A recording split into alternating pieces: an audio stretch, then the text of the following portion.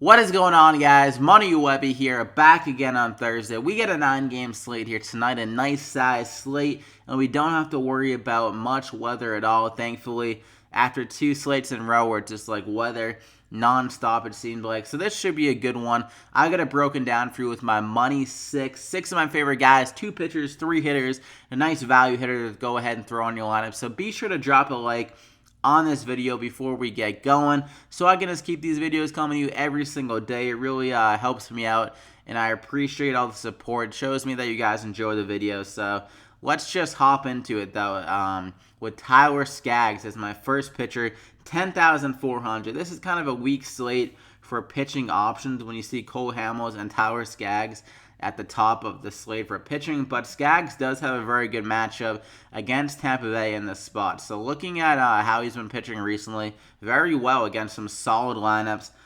Minnesota, that's a pretty solid lineup, 18 DraftKings points, 7 Ks. So the K numbers have definitely been good, 7, 7, and 8 the last 3 games, and he's had some good outings, like I said, against good lineups. The Yankees, Astros, over 20 in both of those games. So against Tampa Bay, a lot weaker of a lineup than what he's seen recently. And they're already projected 3.3 runs, so Vegas likes him a lot. He's very safe in that aspect, and he can get some good strikeout numbers because he's had some good strikeout stuff this year, 25% K rate. And I just think he's going to be able to go pretty deep and have a good shot of getting the W in this game. The Angels weren't able to rack up many runs against Verlander last night, but an easier matchup against Chris Archer, who's really struggled this year, so they can definitely give him some good run support. So Tyler Skaggs, go ahead and lock him in there. For my second guy, we're going to go with the young gun, Luke Weaver, against Philly. Along with them last game, he had a nice little outing against San Diego, 20 DraftKings points.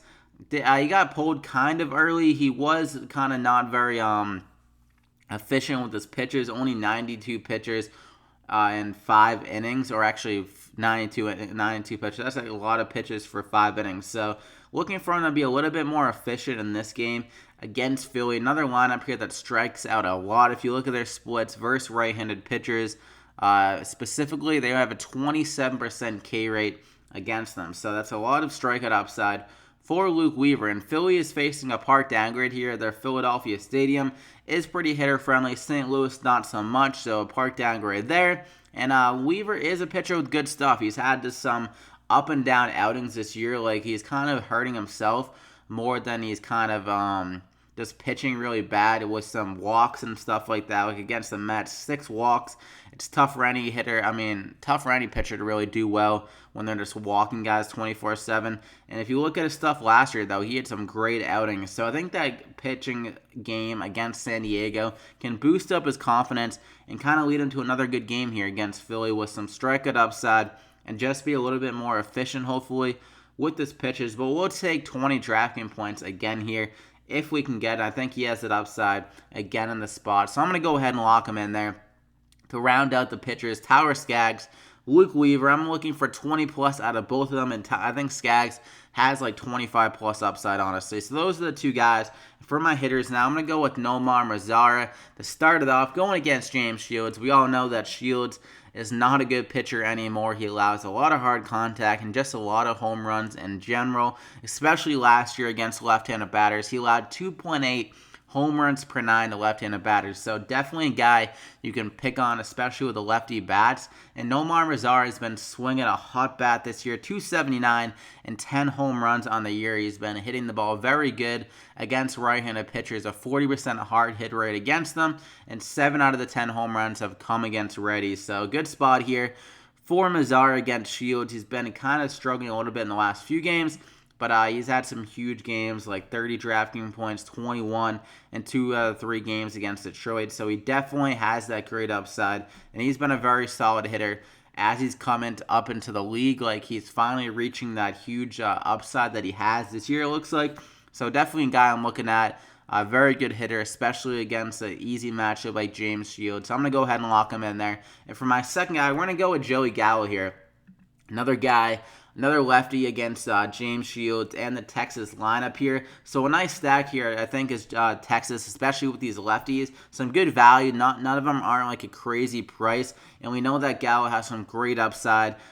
Great power, 13 home runs already on the year. He is up and down, but that's for baseball, you kind of want to have guys that are like that more often than not and just go safety at the pitching, because if he reaches upside, you're going to be looking at a great night, like 23 DraftKings points the other night. But then you see these 0 outings. But I'm willing to take the risk on a guy like this that has that huge 20-plus upside at only 4,300. And against James Shields, he just doesn't have the strikeout capability that he normally does, because Shields doesn't strike out like anyone. So Gallo can face that benefit there. Again, Shields, and like I mentioned, he gives up a ton of home runs, 2 left-handed batters. So I like Gallo here a lot. Hopefully, he can avoid those strikeouts and just tee off against Shields and reach that upside. So go ahead and lock him in there. And for my third guy, we're going to go with another outfielder. So we got 3 outfielders to start it off. Mitch Haniger at 4,500. Another good matchup against Matt Boyd, a guy that struggles a lot against this split, the right-handed batters.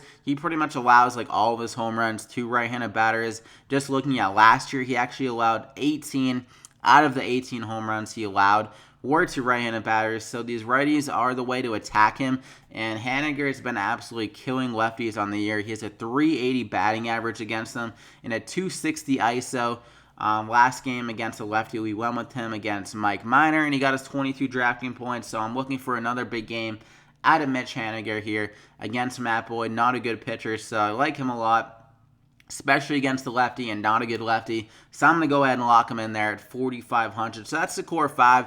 Got Tyler Skaggs, Luke Weaver, Nomar Mazara, Joey Gallo, and Mitch Haniger. And for my cheap guy, we're going to go with Justin Smoke. Another guy similar to Joey Gallo, just has that huge home run upside, that huge burst of games, and he's been going off recently. He kind of struggled to start off the year. He wasn't really hitting for the power that we saw last year. He had 38 home runs last year, only 6 so far in the season, but it seems like he's starting to turn it around with some extra base hits in the last few games. So looking at the games against Boston, he got 16 and 15, got a home run and a double in 2 of those games. And then against the Mets, we saw a home run and a double in the same game yesterday. So he's starting to get back to the extra base hit capability. And against Andrew Triggs, not really a great pitcher. He's worse against lefties, and he's going to be facing a park downgrade here, going from his normal Oakland home park to Toronto, a very hitter-friendly park. So that's power upside for Smoke. And just the fact that he's swinging a Hutter bat now can definitely benefit him. And at 3,600, it's a nice value considering the upside that he has, as we've seen in the last few games. So I'm going to go ahead and lock him in there. Hopefully he can keep it going in that spot. So that leaves you with 3,700 remaining per player. Well, guys, across the board on these plays with great upside. So go ahead and drop a like in the video if you did enjoy it. Got anything out of value in this one? Let's try to get over 80 likes on this video. I'd greatly appreciate if we can get that. And hit that subscribe button if you haven't already to get these MLB DraftKings picks every single night. So good luck tonight, guys. 9-game slate. Hopefully we take home some money again here tonight. And we'll see you back here again tomorrow.